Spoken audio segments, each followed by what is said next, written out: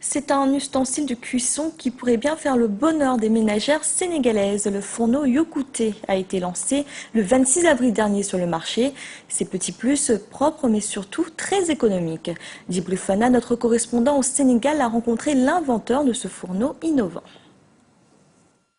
Le fourneau Yokouté, une innovation au service de la protection de l'environnement.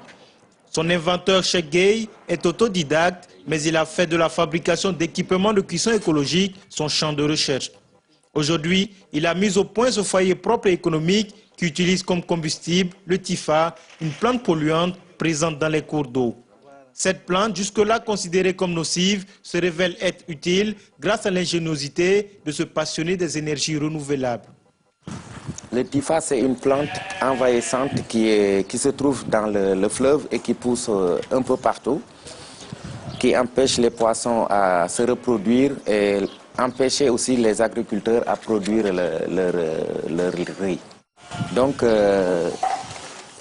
on met les palettes ici à l'intérieur. Après, on met un peu de pétrole, comme ça. Et après, on allume.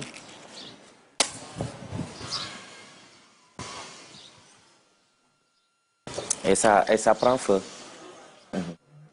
Ici, dans son atelier des parcelles assainies de Dakar, ce sont 2500 foyers qui sont fabriqués chaque mois. À la différence des fourneaux classiques fonctionnant au charbon de bois, le fourneau Yokouté est écologique et moins cher. En effet, 300 francs CFA de graines de tifa sont nécessaires pour la cuisson, contre 800 francs CFA avec le charbon de bois. Les autres fourneaux utilisent le charbon. Et le charbon, c'est quelque chose qu'on doit arrêter à couper. Parce que ça gâte l'environnement. Et ces pellets de tifa-là peuvent remplacer complètement le charbon de bois.